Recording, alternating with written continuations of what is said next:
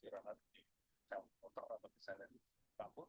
Nah, ya itu tadi majikan nggak terima, oh saya langsung di ini kan kita serba di tengah-tengah susah kita, Betul. ya nggak? Jadi ada Paling salah nggak satu kalau shelter, kalau misalnya mbaknya mau terima, Pak, kalau begitu udahlah saya istirahat atau gini nggak apa-apa kalau misalnya saya nggak cuma menotis, tapi kan kita nggak mau ngarahin kayak gitu.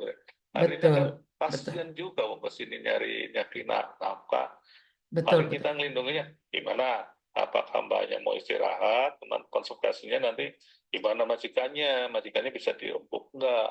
betul. Itu paling saya nanti ya akan diskus sama agen, gimana lah coba majikannya dikasih pengertian gini-gini nih, kalau nggak kasih pengertian atau gimana ya nanti dirapatkan sama tim perlindungan KJRI Hongkong, gimana nih majikan gini kurang toleransinya, itu semua juga butuh proses, Siap, siap Bapak. dilihat dulu. Siap, Bapak. Nah, kalau sudah memang majikan ini kok kayaknya kurang manusiawi atau kurang mengerti ini, nah nanti tindakannya ya nanti dari KJRI gimana sih, kita nggak tahu ya Siap. apakah ada hubungan apa hukuman atau gimana, apa kan ini gimana majikan juga harus melindungi juga PMI kan, di dalam ini juga harus Betul, melindungi betul, juga, betul, betul, betul, bukan betul. hanya kita, karena ya dia kan 100% itu kan tinggal di majikan, kalau majikannya nggak care nggak melindungi ya, nah kita akan Betul, menegakkan itu. betul. Itu sih Mbak. Betul, betul. Jadi dari salah satu shelter siap menampung dia, tapi tanpa izin majikan juga nggak berani. Makanya Makanya itu kita lagi nanti ditunggu. mengkondisikan ini. Makanya saya minta Nanti bantuan Bapak menunggu. nih.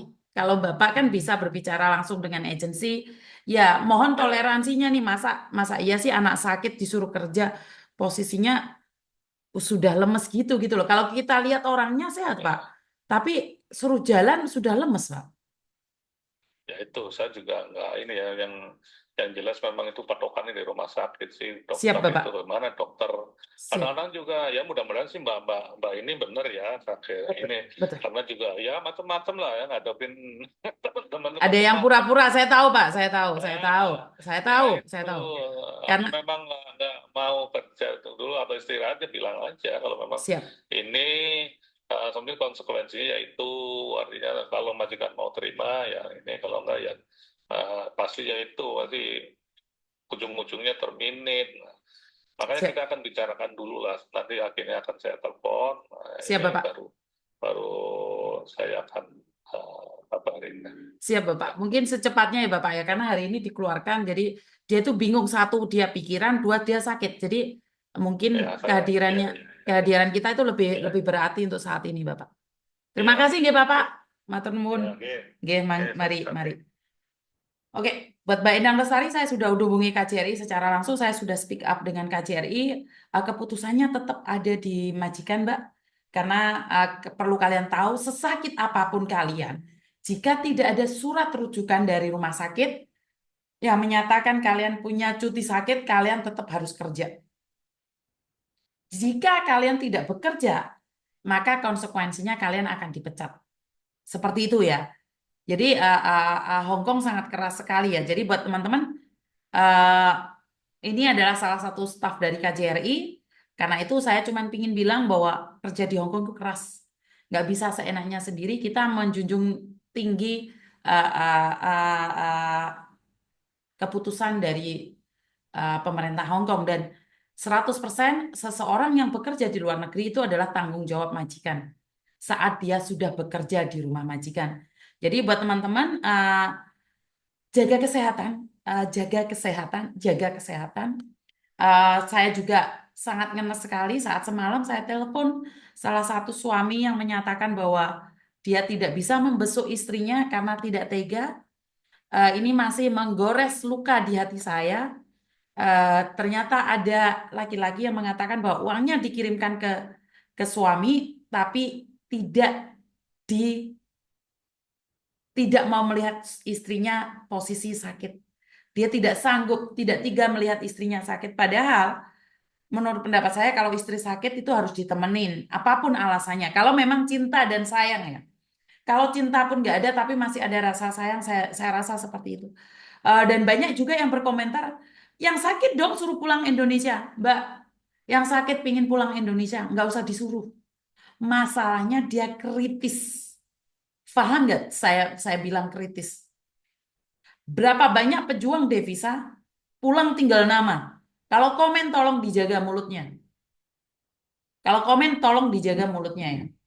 Jadi kalau kalian bilang bahwa kenapa yang sakit tidak pulang sendiri, kenapa menyusahkan orang rumah, mulutmu dijaga kalau kalau kalau komen ya. Jangan seenaknya sendiri kalau komen ya. Ini buat kamu yang merasa hebat ya. Ya, saya peringatkan buat yang komen-komen mengatakan kenapa orang sakit tidak pulang? Kenapa orang sakit malah menyuruh keluarganya ke luar negeri untuk menjenguk dia? Kenapa yang di luar negeri nggak mau pulang? Bukan nggak mau pulang. Dia kritis. Dia itu lagi kritis. Nafas saja megap-megap. Ini karena keluarganya masih sehat, dibiayai oleh agen, suruh terbang ke sana. Suruh terbang aja alasannya nggak tega. Hah? Biaya nanggung agennya, majikannya. Ini orang kritis.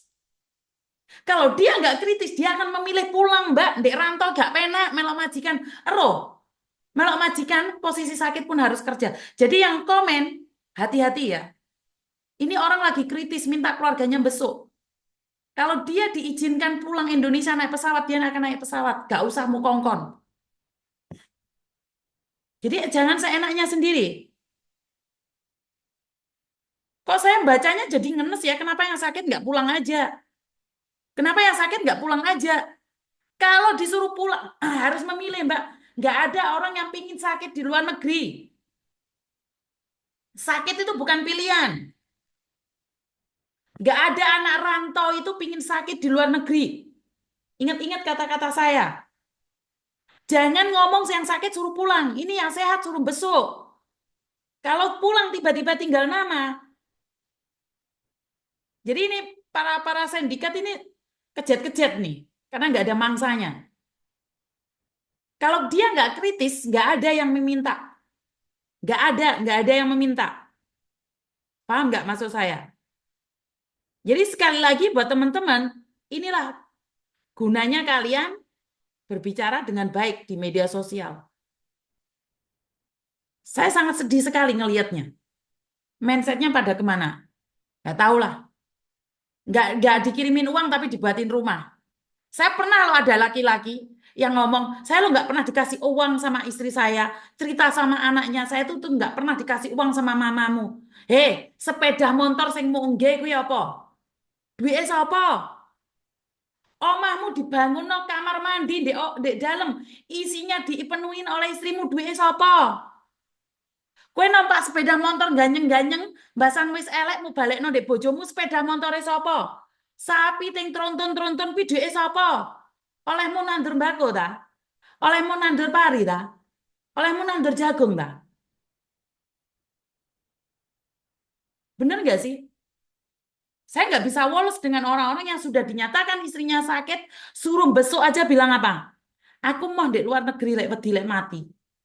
Piye to konsepnya? Tak ponger kapok gue yo. Wong lanang mek gur duwe manuk tok sombonge ra kirap-kirap. Ngerti nggak maksud saya? Sudahlah. Saya nggak mau debat lagi dengan laki-laki yang pinter ngeruk hartane istri tapi pura-pura terzolimi. Pura-pura terzolimi. Padahal DE sing ngeruk duwe bojone. Wes aku mau nesu-nesu. Jantungan engko brodol kabeh utekku engko. Wes itu aja ya teman-teman ya. Eh buat kalian yang komen tidak baik tentang saya nggak ngefek karena tetap saya mementingkan edukasi daripada hinaan dan cemoohan kalian. Ya maklum aja follower saya itu sudah smart-smart dan pinter-pinter. Kalau saya itu YouTuber kecil, mau lolok nih kamu hit tuh mau yang lah. Followerku mek kur 100. Jadi lek mau nyek mulok nih gak ngefek. Ya. Jadi nggak apa-apa kamu hina dan maki